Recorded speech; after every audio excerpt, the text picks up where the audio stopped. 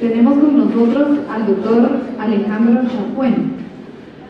El doctor Alejandro Chapuen es destacado en sus artículos y libros que ha publicado, numerosos artículos y numerosos libros sobre temas de economía y su relación con la manifestación en el mercado de temas como corrupción, como el tema de hoy, ética, que realmente despiertan el interés en todos los amantes de la economía libre. Él tiene un doctorado en economía, además es presidente del Atlas Economic Research Foundation y tiene un currículum muy largo de leer, pero quizás lo más importante es conocer que es un profesor muy destacado en muchas universidades del mundo, reconocido por sus valiosas contribuciones en sus artículos y libros, y un amigo de esta universidad a quien queremos darle la bienvenida el día de hoy.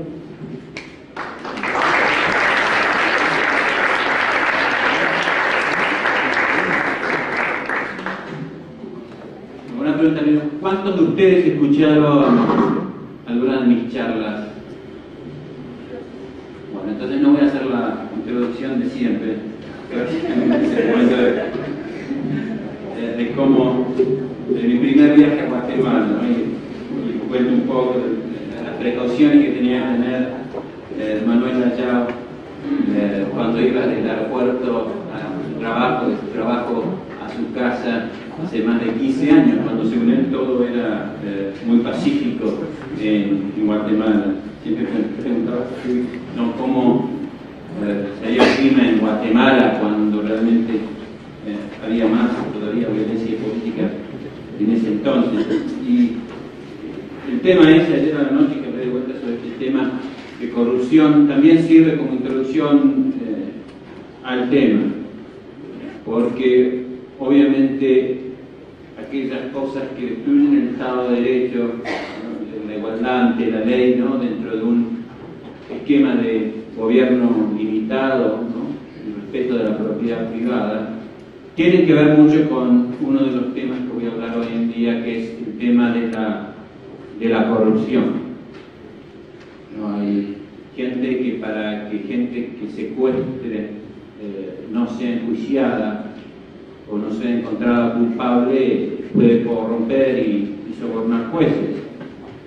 Pero también por el otro lado hay gente que puede llegar a sobornar jueces y corromper para, si alguno de nosotros, ustedes o amigos, cometen una violación a los derechos humanos, tampoco sea enjuiciado o encontrado culpable.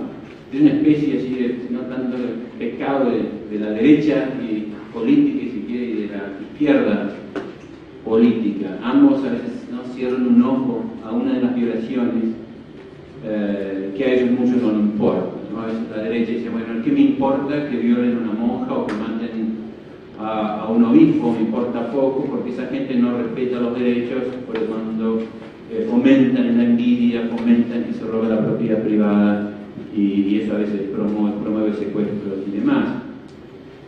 Por el otro lado, la izquierda, cuando secuestran o invaden territorios ajenos, dice, bueno, ¿qué me importa que pase eso?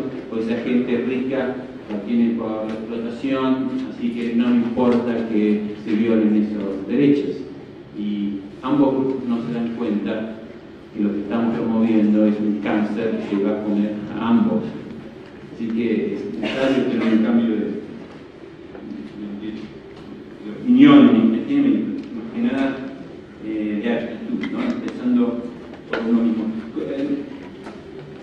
¿Cómo entré yo a estudiar este tema? Es una anécdota interesante. Mi especialidad era la ética, la economía y la filosofía moral, pero más que eso era la política económica, sobre todo la política económica dirigida a incrementar las posibilidades de desarrollo económico, de desarrollo de la persona humana en todo el mundo, y en especial Latinoamérica, es el área que más conozco, y en especial obviamente el país donde yo nací y el país donde yo vivo ahora, que es Estados Unidos. En ambos he podido contemplar una caída enorme del respeto por ciertas leyes. Pero en Argentina se dio un milagro, prácticamente un milagro económico. Vivimos con inflación por muchísimos años, hiperinflación, tuvimos eliminar prácticamente hace 5 años que no tenemos inflación, que se ató la moneda al dólar. Se han privatizado prácticamente todas las empresas, hasta el correo es privado, ¿no? La provisión de agua, la energía eléctrica, la empresa de petróleo. Nunca pensé que se podía llegar a hacer eso. Yo escribí un artículo que se llama El Octavo Sacramento, ¿no? Hay 7 sacramentos en la Iglesia Católica, y se tenía más veneración y respeto por el supuesto sacramento de que el petróleo, ¿no? El aceite de piedra, el petróleo era sagrado, de que ninguno de los otros sacramentos, y sin embargo en Argentina se privatizó eso. Pero ocurrió un caso de corrupción muy fuerte y muy, que yo lo pude ser testigo, que me di cuenta que todo lo que se había logrado puede destruirse de un día al otro si los votantes asqueados por esa corrupción deciden que la economía libre es muy buena, bueno, que para algunos se benefician ellos, pero finalmente son corruptos, ¿no? Atados al poder, y que no conviene, está bien, habrá un poco más riqueza, pero es injusta, entonces eso hay que acabar. El caso que contemplé yo tiene que ver con el tema de el robo de propiedad intelectual. Argentina tiene unas leyes que respetan las patentes en todos los campos, más fuerte casi que en Estados Unidos, pero hay un área llamada la propiedad intelectual, el tema de los remedios, donde no. Y hay una enorme cantidad de regulaciones en el país, en cualquier país, que más o menos tiene una estructura de que no les vendan veneno, ¿no? Por drogas, ¿no? Y los remedios. Entonces uno tiene que siempre presentar formularios de cómo uno produce los productos, ¿no? Que tienen los productos dentro. Y en los ministerios se venden esos formularios, ¿no? Al mayor postor. Y cada vez que hay intentos, y para colmo no hay patentes medicinales, no se respeta, no hay propiedad intelectual. Y hubo un caso que fueron con una oferta, una amenaza de $20 millones para decir, bueno, vamos a parar con todo esto, y le van fuentes muy altas del gobierno. Vamos a cambiar la ley, vamos a respetar si nos dan $20 millones. Y si no, vamos a avisar van a tener muchísimos problemas. Las empresas que fueron sobornadas, norteamericanas, fueron a los servicios de inteligencia y no transaron. Ahí no termina la historia. Bueno, Argentina no cambió las leyes, se sigue con el robo de la propiedad intelectual. Pero, ¿qué fue lo que sucedió en ese caso? Durante ese mismo lapso en Estados Unidos, si ustedes se acuerdan, el presidente Clinton es encontrado que estaba recibiendo enormes donaciones, sumas millonarias de apoyo político a cambio de favores increíbles, incluso a países como China, ¿no? Que tienen sus misiles nucleares y sus armas apuntadas hacia aliados de Estados Unidos. ¿No? Los invitaban a dormir en la Casa Blanca, ¿no? Se acuerdan el famoso Lincoln Bedroom. Las cifras eran similares a las de corrupción de Argentina, pero no había ningún problema, no era soborno, era contribución a la campaña política.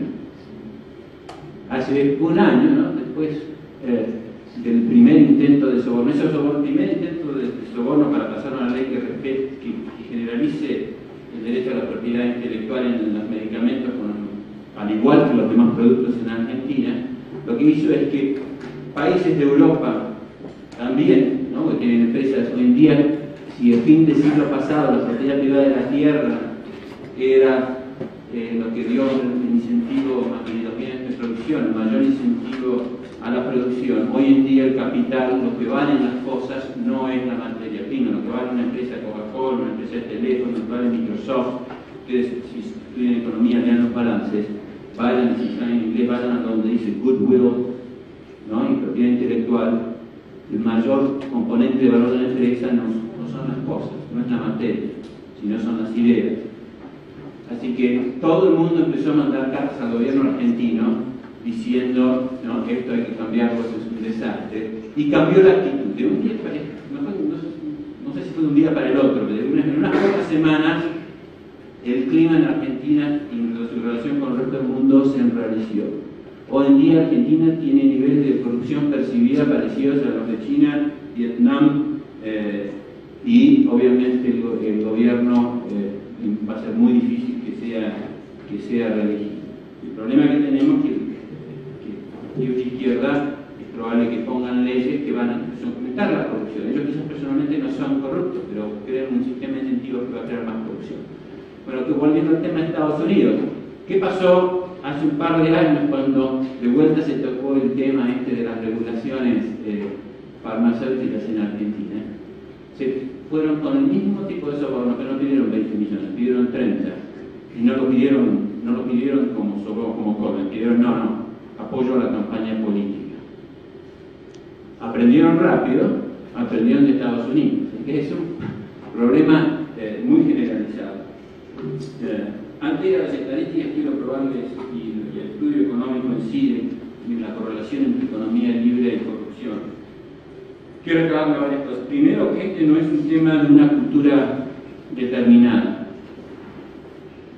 Ustedes pueden leer los diarios hoy en día, yo leo los diarios y sigo este tema como ningún otro. Todos los días hay noticias enormes de corrupción en todo el mundo, ¿no? En Bélgica, ¿no? Hay casos de corrupción enormes, gente diciendo que el poder judicial es totalmente corrupto. En Sudáfrica, Winnie Mandela, ¿no? Una de las reinas de corrupción. En Corea del Sur, ¿no? Uno de estos paraísos de los que les gusta simplemente que piensan que la economía es libre, simplemente producir más y más sin importar el marco legal. En Corea del Sur, el Washington Post tiene un artículo que decía: puedes Corea del Sur hacer negocios sin coimas, no sin sobornos. 9 de los hombres de negocios más ricos en este país fueron ejecutados con cargos por pagar sobornos. 2 de sus expresidentes terminaron presos. Luego Latinoamérica está llena, ¿no? De izquierda y derecha. De vuelta no tiene nada que ver con el tema ideológico. Ustedes saben, por gente corrupta en gobiernos de supuesta derecha. Siempre tenemos también a Alan García, ¿no? Líder del Internacional Socialista, ¿no? Un partido socialdemócrata de Perú, que está buscado por la Interpol por todos sus casos de corrupción. Carlos Andrés Pérez, que está preso en su casa, ¿no? Carlos de Salinas de Gortari, que está escapado del país y no vuelve, ¿no? Y puedo seguir y seguir, ¿no? Hay de izquierda, de derecha, peinado, con pelo, la corrupción no representa absolutamente nada. En Argentina, las peores críticas que se le hace a Menem, la oposición a veces lo llama Fernando Collor de Menem o Carlos Menem de Gortari, ¿no? Yo no tengo ninguna prueba de su enriquecimiento ilícito, pero en la economía, en política, las percepciones valen casi tanto como la realidad. En los países comunistas la corrupción era impresionante, ¿no? En Bulgaria, en Rusia. El New York Times tiene un artículo como decían cómo se hacía la plata en Bulgaria, ¿no? Los amigos de los comunistas. Dice: se tiene un sistema corrupto en el cual un grupo de personas robaba sus ahorros. Los nuevos grupos económicos están constituidos por exfuncionarios comunistas que mantienen vínculos con el gobierno. Recibir un crédito con tasa de interés subsidiada con limitaciones sobre 100% al mes es claramente una manera de enriquecerse, ¿no? En fin, así que, de vuelta, no es de una cultura, no es de un partido político y demás. Tampoco es de una era en especial. Algunos de ustedes que están aquí presentes saben que yo estudio mucho el pensamiento de los autores católicos. A fines del siglo XVI y comienzo del siglo XVII, un par de autores españoles escribieron libros sobre el tema de los gastos excesivos del gobierno y encontraron esos gastos excesivos la razón de la corrupción. Pedro Fernández de Navarrete tiene un libro en el que dice que cuando el gobierno gasta demasiado, las personas, ¿no?, cercanas al gobierno fácilmente caen presa de la tentación de soborno, robo y otras malas acciones. No hay garantía de honestidad, ministros incorruptibles o jueces justos, ¿no? Esto ya varios siglos atrás. Juan de Mariana, gran jesuita libertario, él decía: se dice que en los últimos años no existe ni un solo trabajo o dignidad, incluyendo audiencias y obispados, que no fuera comprado con regalos y sobornos. Esto es como las Olimpiadas, ¿no? Esto no debiera ser verdad. Es terrible que la gente esté diciendo esto. la percepción. Vemos a los ministros salidos del polvo de la tierra en un momento, cargados de millaradas de ducados de renta. ¿De dónde ha salido esto si no la sangre de los pobres, de las entrañas de negociantes y pretendientes?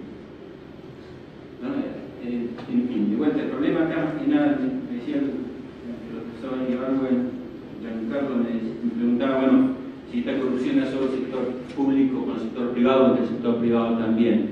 Obviamente ocurre en el sector privado también, pero eso sale más que nada de las pérdidas de la empresa, son crímenes internos, no sale de la entraña de los pobres. A mí me preocupa más la corrupción que tiene que ver con el gobierno, porque eso lo pagan absolutamente todos, salvo el beneficioso, el que se beneficia con ese soborno o esa corrupción. En fin, para sorprenderos un poco más, suerte que lo tengo también aquí a Giancarlo, que sé que él estudia los pensadores ingleses del siglo pasado.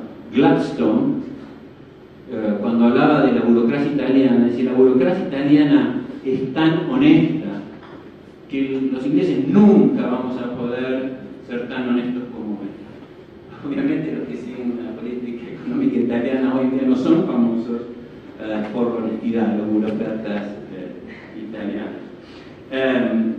Y también el gran padre de la patria americana, Thomas Jefferson. Miren lo que escribía Thomas Jefferson, voy a traducir de inglés al español, sobre otro gran padre fundador de Estados Unidos, ¿no? Alexander Hamilton. Decía: Hamilton realmente era una persona de carácter especial. Tiene un gran entendimiento agudo, era desinteresado, honesto y honorable en todas las transacciones privadas. Era muy sociable y valoraba las virtudes enormemente en la vida privada.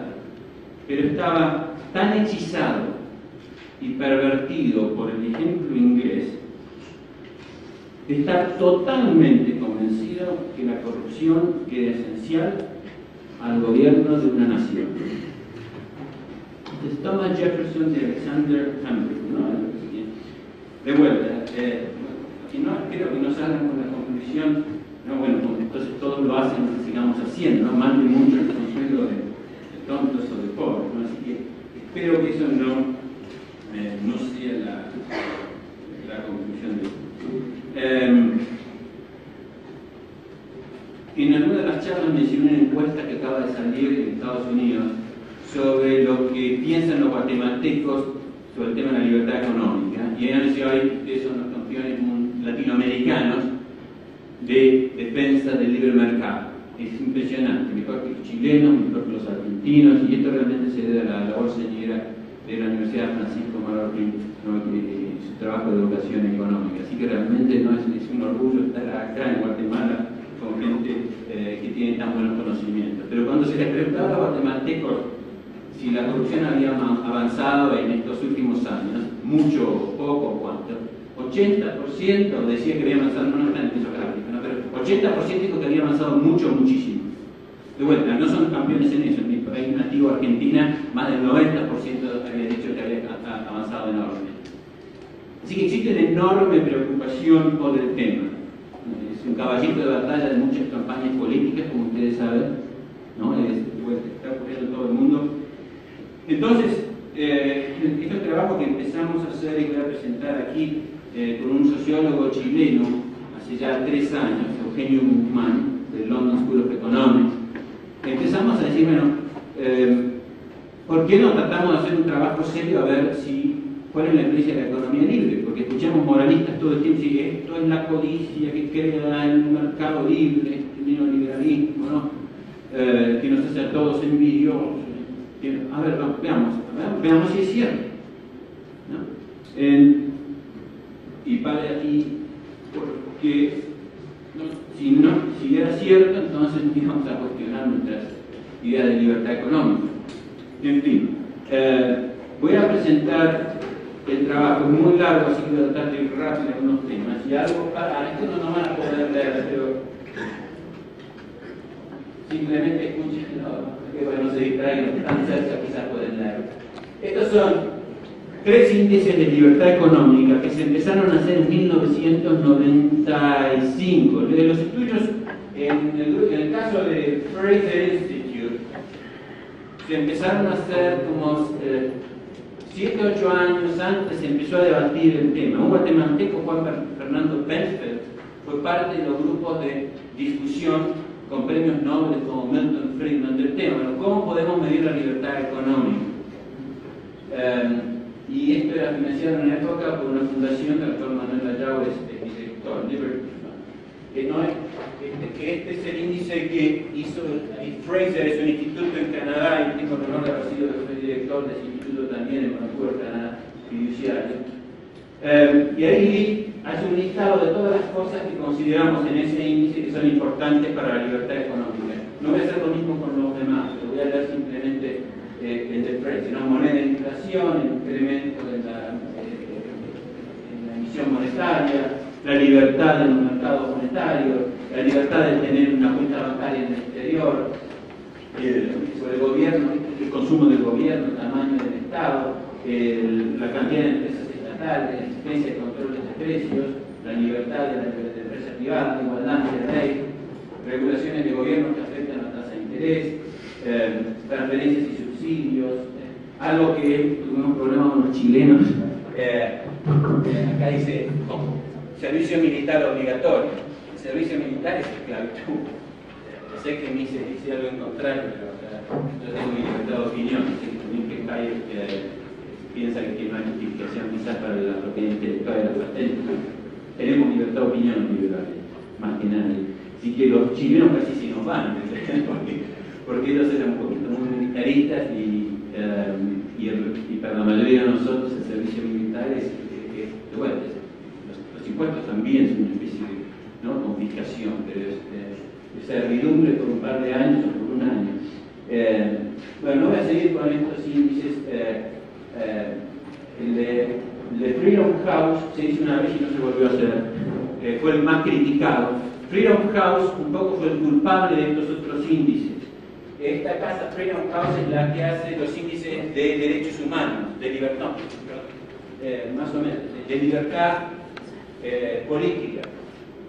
Y para la mayoría de nosotros, la libertad política es igual que la libertad económica. Las libertades económicas, ¿qué son? La libertad de poder hacer lo que queremos sin la injerencia del poder político, ¿no? Si yo no tengo propiedad privada de los diarios, del papel y demás, ¿de qué me sirve a mí la libertad de prensa, ¿no?, que es una libertad política? ¿No? Si todos los diarios son del gobierno, no hay libertades políticas. Bueno, pero Freedom House en sus preguntas nunca ponía temas económicos. Incluso en esta, no quiero leer, hay una donde ellos tienen apoyo sindical muy fuerte, los sindicatos. Entonces, la existencia de sindicatos fuertes para ellos era un símbolo de libertad económica. Así que bueno, hubo peleas con ellos, abandonaron el ring y quedó Heritage Foundation, que también son muy amigos nuestros, y los expertos de la fundación en la que yo trabajo tuvieron intervención en absolutamente todos, incluso el de Freedom House era mucho peor incluso antes de las recomendaciones. En fin, tú puedes... Llevan 3 años de estudio, 3 o 4 años de estudio. Simplemente, rápidamente, para que sepan que yo voy a dejar el paper acá. El tamaño de las muestras había 82 en Freedom House, 103 en Fraser y 141 en la de Heritage.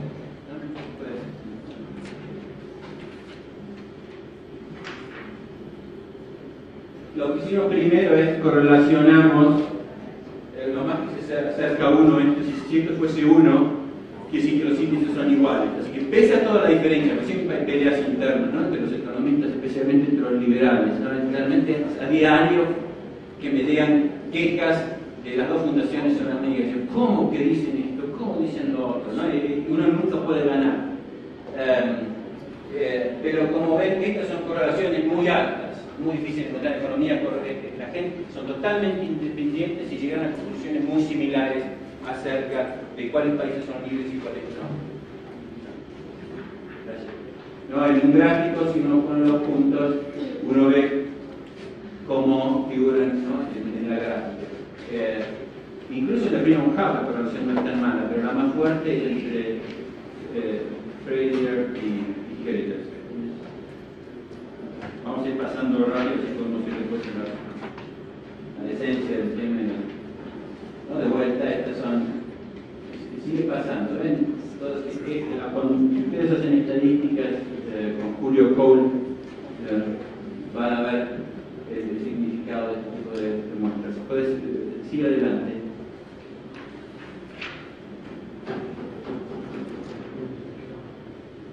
Bueno, este es algunos de los países, ¿no? Los primeros resultados que nos dieron de libertad económica. Para los que no pueden leer, Nueva Zelanda, Hong Kong, Holanda, Canadá, Singapur, Bélgica, están ahí entre los ganadores. Chile está acá, en este caso Bolivia está aquí, y aquí está Nigeria, Brasil, Bangladesh, Rusia, Egipto, Ecuador.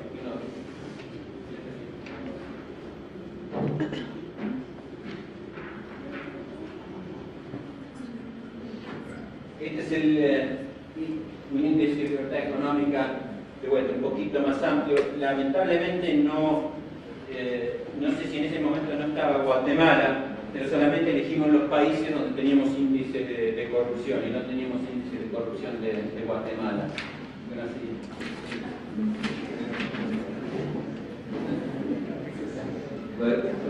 Sigue adelante. Esta es la correlación entre el Instituto de Fraser hacemos varios índices con distintos supuestos. Entonces acá elegimos, de vuelta, para tener más datos, cuando ustedes hacen estudios econométricos, cuanto más amplia es la muestra, no mejor es para tener resultados significativos y validez. ¿Por qué no? Y aquí vamos al índice de corrupción. A distinto el índice de economía, de libertad económica, que este lo hacemos más o menos, tratamos de hacerlo objetivo, porque uno más o menos puede medir la cantidad de impuestos, puede medir el tamaño del Estado, pueden más o menos medir las operaciones económicas, eso también es bastante difícil. Es mucho más difícil medir el grado de corrupción. Lo que hace la empresa, el grupo este, Transparency International, en conjunto con una universidad en Alemania, en Göttingen,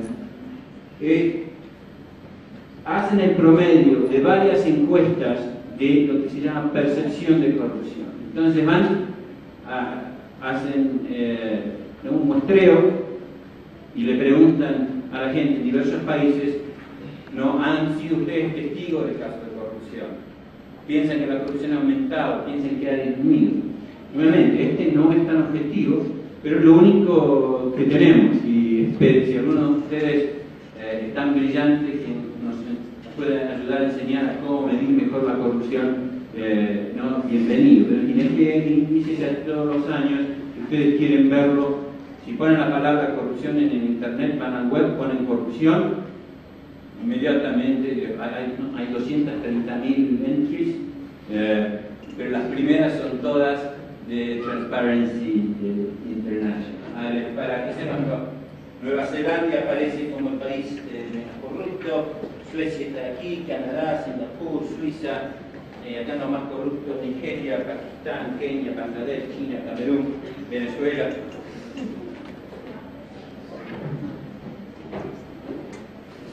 Y aquí entonces pusimos en un gráfico los puntos, pues puedes seguir adelante. Pusimos en este gráfico más o menos, esto no van a poder leerlo, tiene disculpas, pero no tenía el Excel para cambiar la fuente. Y básicamente cuando uno pone el gráfico, ¿qué es lo que sucede?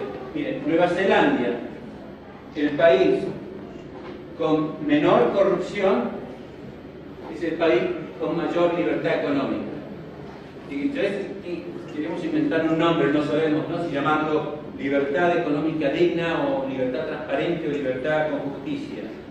Pero es muy importante, ¿no? Acá hay otros países, ¿no? Estos son los vulgares, ¿no? Así que esta es una forma de ver la gráfica de cómo se usa. ¿Por qué no pone esta correlación? La regresión. Cuando hacemos la regresión, lo que nos da línea con un coeficiente, un R cuadrado, como dicen los estadísticos, muy significativo.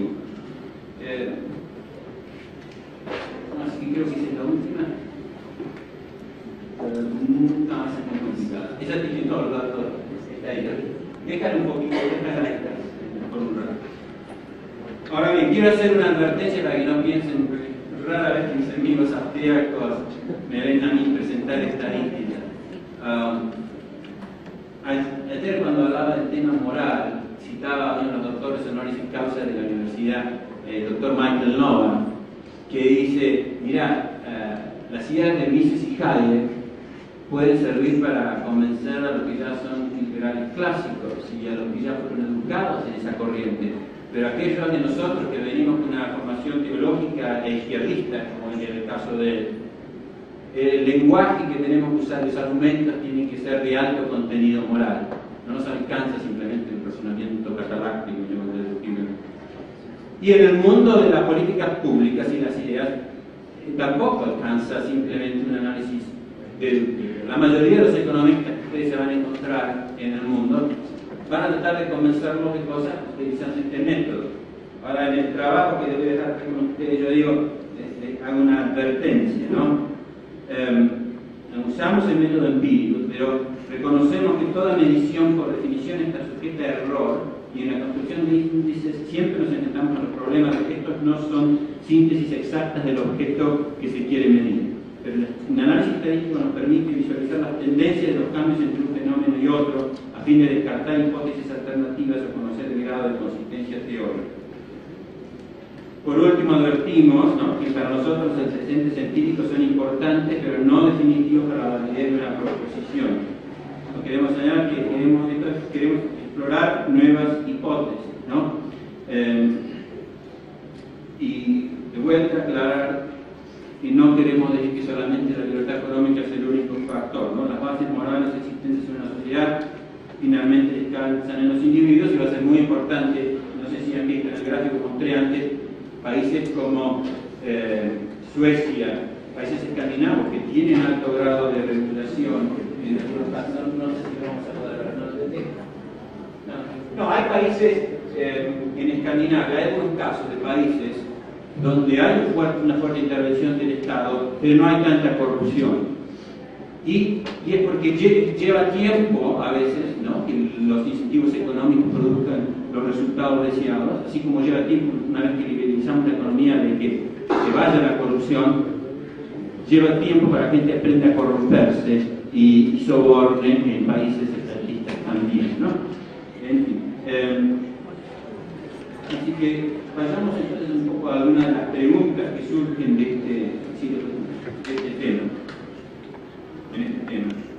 Si esto es cierto, ¿por qué razón existe una mayor percepción de corrupción? ¿Por qué esto? Si se está avanzando sobre la libertad económica, ¿no?, si se está privatizando, si están habiendo las economías, si hay menos control monetario, ¿no?, menos de intereses, por ejemplo, en el mundo, ¿por qué hay más percepción de corrupción?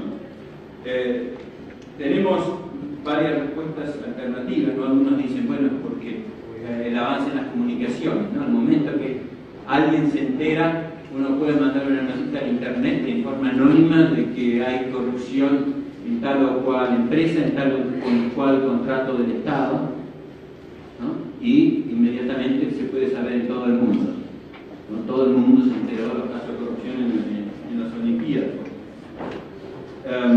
Pero el otro quizás, y esto gracias a aquellos teorías, que cada charla uno le da nuevas ideas.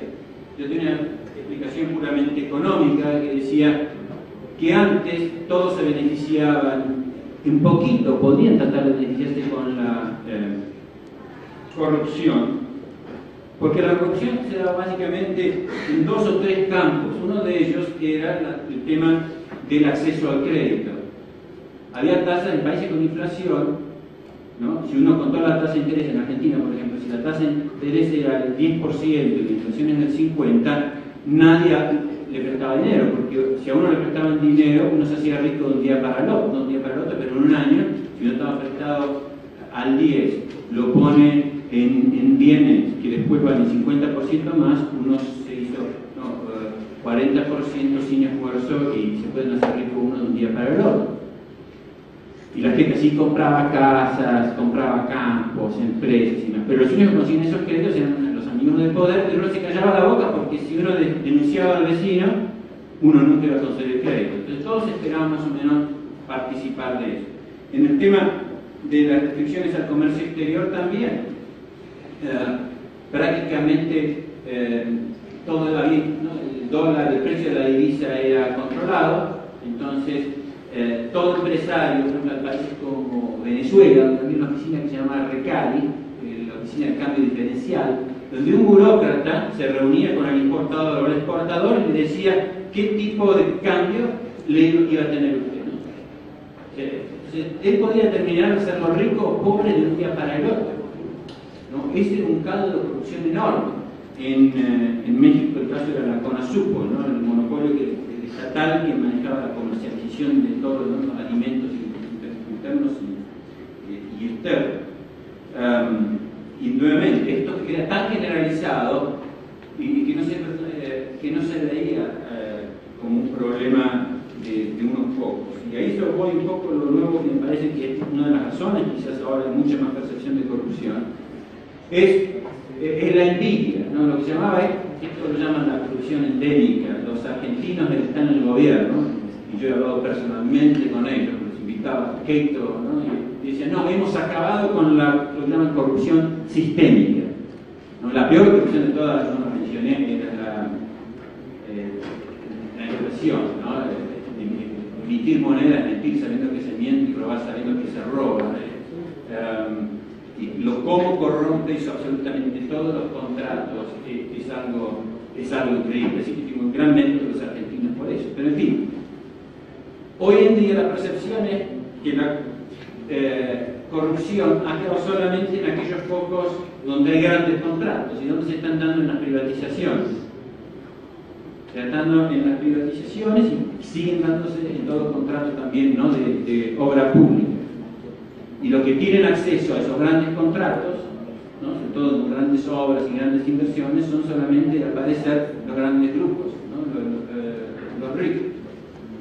Y eso es muy dañino, ¿no? Ahora, así que quizás eso es lo que se está dando. Hace 3 semanas salió un artículo en el diario más importante de Estados Unidos, el New York Times, no un diario de derecha, un artículo de una página denunciando un caso de corrupción con nombre y apellido del ministro de Defensa de México. Cientos de millones de dólares. Ese mismo día, empresarios multinacionales estaban viniendo con Cedillo, ofreciéndole miles de millones de dólares en inversión. A veces algunos me preguntan por qué la corrupción avanza y no podemos avanzar más rápidamente en el tema. En muchos casos porque muchos de mis amigos y los poderosos no les interesa. Mientras que la corrupción nos beneficie, pero no es nuestra culpa. La culpa es que el Estado pone manos de ellos. Un caso interesantísimo, obviamente, que a mi juicio también el tema de la corrupción es, ustedes pueden privatizar prácticamente todo, pero cuando uno empieza con unas regulaciones, con el manejo de las regulaciones, uno puede realmente producir el mismo efecto que con la corrupción, ¿no? Porque uno, supónganse en Cancún, ¿no? En un desierto, ¿no? Lindo, precioso, con, ¿no? Ruinas indígenas y demás, una zona ecológica, ¿no? Maravillosa. Supóngase que alguien va y quiere hacer un hotel allá. Necesitan, ¿no? Tener calles, aeropuertos, permisos de salubridad, permisos de impacto ecológico. Todos esos permisos y obras necesitan un tiempo. Con solo ayudar a los amigos a conseguir los permisos en tiempo y cargar un poquito la de los enemigos, uno hace rico a una persona de vuelta y pobre a las demás. ¿No? Los cuentos que dicen cuando dice el presidente con todo ese desarrollo magnífico de Cancún, ¿no? Es algo increíble. ¿No? De vuelta, no sé si habrá casos similares acá en Guatemala, hay, ¿no? En mi país también. En fin. Vamos a hablar un poquito de mis amigos los liberales. Yo también me siento liberal. Cuando ven estos datos, dicen, pero Alejandro, ¿ves? Toda libertad económica. Privatizamos todo y arreglamos todo. No es tan simple. Yo el ejemplo que utilizo es el de... Utilizo dos enfermedades. Cuando di una de estas últimas charlas en Argentina, estaban todos mis amigos en el auditorio, ¿no? Enrique Gersi, estaba Caballo, Vargas Llosa y demás, y de vuelta, estaba un poco metiéndoles la púa, decimos en Argentina, que a ellos mucho no les interesa la corrupción. Y decían, mira, yo estaba cuando uno viaja, a veces le dan nervios. Acá en Guatemala no, porque me siento como en casa. Pero en Argentina, que también a mi casa, pero en fin, tenían una compostura muy fuerte y tenía que dar la charla. Me compré una pastilla chiquitita, ¿sí? Creo que no sabía, alguien me dijo que era farmacéutico, me dijeron, doctor, estuve perfecto de ahí en más. Ahora, la corrupción no es como el dolor de panza o la descompostura. La corrupción es como el alcoholismo. Nos vamos acostumbrando de a poquito. Es lo más común. Para lo más cómico siempre la corrupción es lo que hace el otro, ¿no? Que como lo que hacemos nosotros son pecaditos, ¿no? Lo que hacen los demás son pecados mortales. Y eso, ¿no? Hace que curarla es como curar el alcoholismo. No sé si algunos de ustedes tienen la mala suerte, todos tenemos defectos, de tener un pariente alcohólico. Yo tengo un pariente alcohólico, ¿no? Y no, lo queremos mucho, pero es un drama tratar de salir de eso. Tiene que colaborar toda, no solamente la sociedad inmediata de la familia, sino los vecinos, la ayuda que le dan los vecinos, no se imaginen, ¿no? Y después, bueno, sociedades sin fines de lucro, como Alcohólicos Anónimos y demás, y lleva mucho tiempo. Y por más que colaboración, siempre va a haber alcohólicos, siempre va a haber corruptos, ¿no? Con economía libre o sin economía libre. Así que eso un poco les digo, sí, estoy de acuerdo. Sin libertad económica vamos a crear el aliciente para la corrupción. ¿Correcto?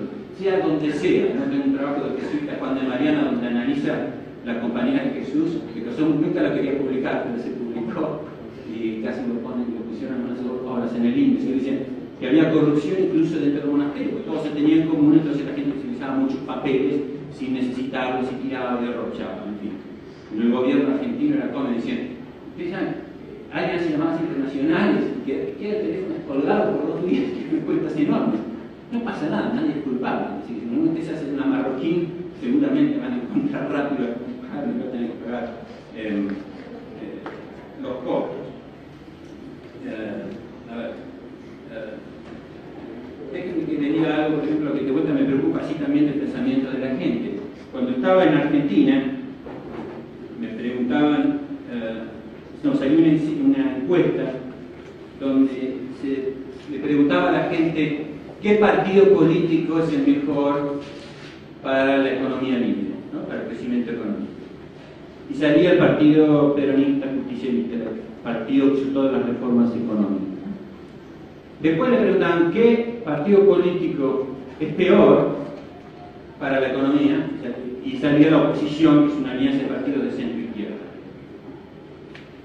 Después se le hacía la pregunta opuesta, ¿quién es el mejor partido político para eliminar la corrupción? Y salía la alianza de centro izquierda. Y se le preguntaba, ¿quién es el peor partido político para el problema de la corrupción? Y salía el partido justicialista. Eso me causa mucho temor, porque si ponemos gente por bien intencionada, pero que crea una estructura de incentivos que va cercando la corrupción, vamos por mal camino. Si tuviesen acá algunos de los que enseñan así modelos económicos o hacen análisis econométrico, dicen, bueno, si este modelo más o menos sirve, nos debería servir para predecir. Entre paréntesis, no son hicimos varias variables para hacer esa regresión, pusimos cuestiones étnicas, pusimos libertad del sistema político, medimos muchísimas cosas. La libertad del sistema político no nos dio un significado tan fuerte como la libertad del sistema económico, ¿no? Pero así que estamos dispuestos a dar ideas del porqué de. Pero en fin, ¿a dónde entonces se va a dar esa? ¿Qué es lo que va a ser el nuevo foco de corrupción en el mundo? ¿A dónde se va a dar la intervención económica? ¿Y dónde se va a dar la intervención económica? Hoy en día, la izquierda, aquellos que piensan que el Estado, ¿no?, de buena intención, quizás nos tiene que decir a nosotros qué es lo que tenemos que hacer, se han concentrado en dos áreas: la ecológica y el área de salud. ¿Por qué? Porque todo lo que hacemos impacta al medio ambiente o impacta a nuestra salud. Absolutamente todo lo que hacemos, de construir esta universidad magnífica, de manejar, tomar un vaso de cerveza, fumar un cigarrillo. ¿No? Es ahí donde están todas las intervenciones económicas. Tan como mañana voy a planchar sobre ecología, ¿no? Me encanta la naturaleza y soy miembro de la Comisión de Cuidado Ecológico de la provincia de Virginia, la comisión del gobernador. Así que, pero no me gusta el radicalismo y el extremismo pagano, ¿no?, donde una araña negra tiene más derecho que un bebé negro y un árbol más, o un huevo de águila más derecho que un bebé mientras matarlo, ¿no? Así. Pero son en esas dos áreas donde vienen los ataques. ¿Y por qué pueden venir? Por usted y por nosotros, yo que no explico muy bien estas cosas, porque hay un convencimiento de que acá el mercado, si tiene falla, que el Estado nos tiene que cuidar.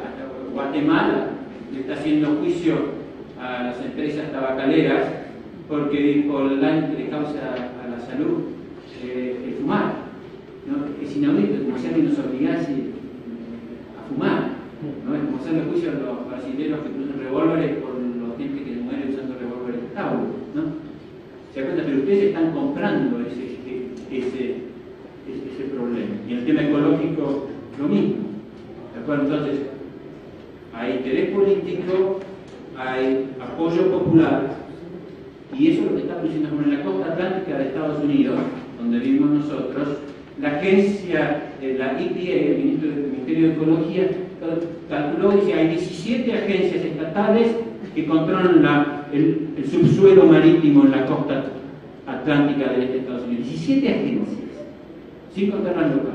La ministra me decía: Alejandro, yo puedo ir a absolutamente cualquier empresa y encontrarla en violación.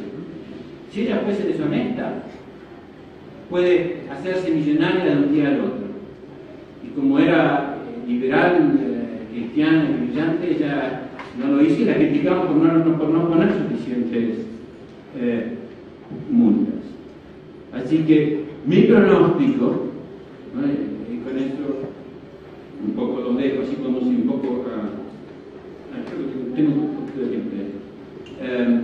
Mi pronóstico entonces es que la próxima década va a ser una década de explosión de la corrupción. Hay una tendencia, a mi juicio, muy positiva, que es la globalización de la economía,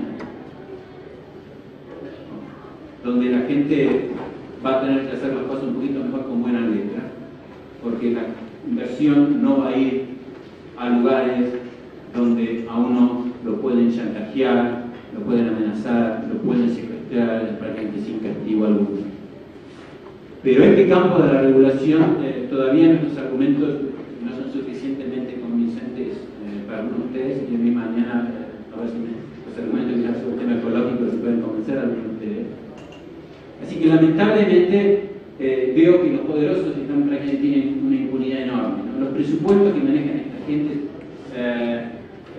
Ted Turner tiene a Jane Fonda, la última amiga de Jane Fonda, es la esposa de un señor que se llama Tim Worth, un senador, que tiene $1.000 millones para difundir esas ideas. Las Naciones Unidas tienen otros 1.000, la EPA tiene miles, hay una organización ecológica, Nature Conservancy, que tiene el presupuesto de ellos en $700 millones. ¿Qué puede hacer Guatemala o mi instinto Guatemala, ¿no? Que el Producto Bruto de ustedes es igual que el condado de mi país. Y a veces si no le dan coima, ¿saben lo que le dan? Ustedes votan con nosotros, ¿no?, a favor del aborto, porque hay muchos hijos, otra cosa, y le damos un puesto en las Naciones Unidas, ¿no? Y eso realmente, ¿no? Imagínense cómo la cantidad de gente que puede atraer. ¿No? Y del día a la mañana, como acá hay poco debate público, mucho en nuestro país, y casi todas las leyes las pasa el Poder Ejecutivo en Latinoamérica, ¿no? Del día a la mañana, ¡pum!, se encuentra con una ley que es copia de la de Estados Unidos. Que lamentablemente, ¿no?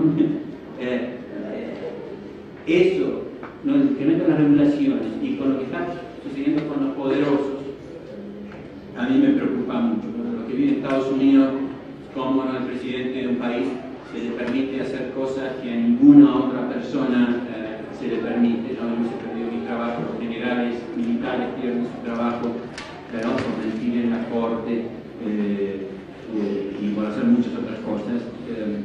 Hay una especie sin impunidad para cierta gente en el poder y eso va a continuar.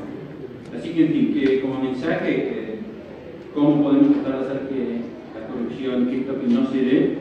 Básicamente, bueno, si sigan tratando de liberalizar, traten de crear asociaciones sin fines de lucro, involúcrense en actividades públicas, ¿no?, para tratar de que estas cosas no ocurran, pero la primera cosa, la reforma empieza por ustedes. No cometan actos corruptos, no voten por los corruptos, ¿no?, y siempre siendo como personas humanas. Pero de vuelta, la libertad económica no solo que no alicienta la corrupción, sino que la libertad económica es quizás de las herramientas que se pueden usar en políticas públicas la más eficaz para combatir. Muchas gracias por la atención y espero sus preguntas.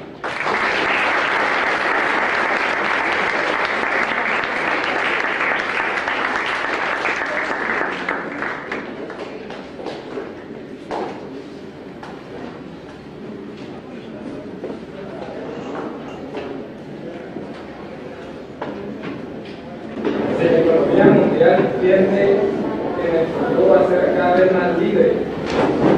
¿Por qué se espera una mayor corrupción en el futuro si debería estar correlacionado? Es una percepción. ¿De dónde tienes tú que la economía tiende a ser cada vez más libre? ¿Sabes cuánto gastaba el Estado en promedio a comienzos del siglo? Como 10%. ¿Sabes cuánto gasta hoy en los países desarrollados? Entonces, ¿me puedes explicar lo que me decías de que vamos hacia una mayor... Pero de la Segunda Guerra Mundial para acá y los disminuyendo. Por ejemplo, ¿en qué país?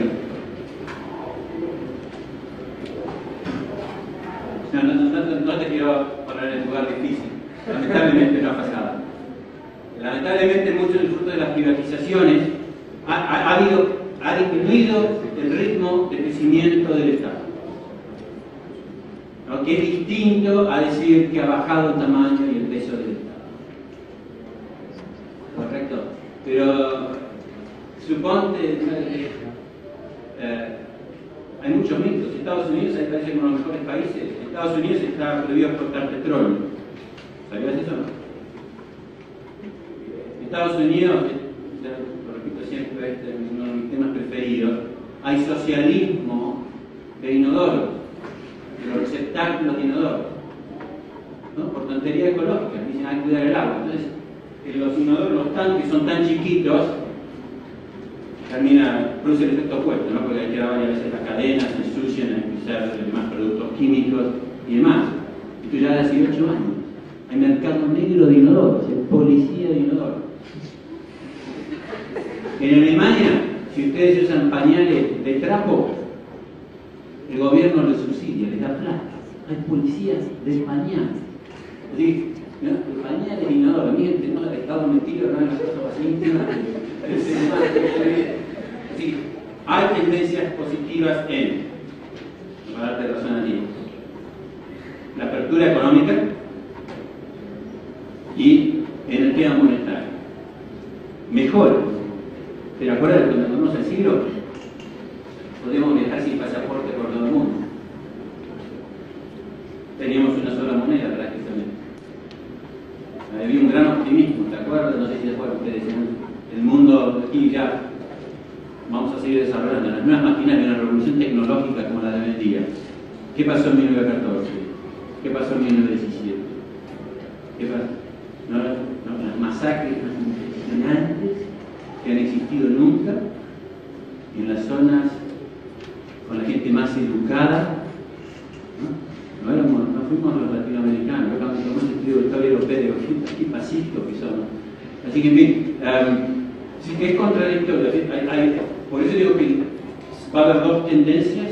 A fin de año, en noviembre, vamos a celebrar los 15 años en Venezuela y el tema va a ser la corrupción contra el Estado de Derecho.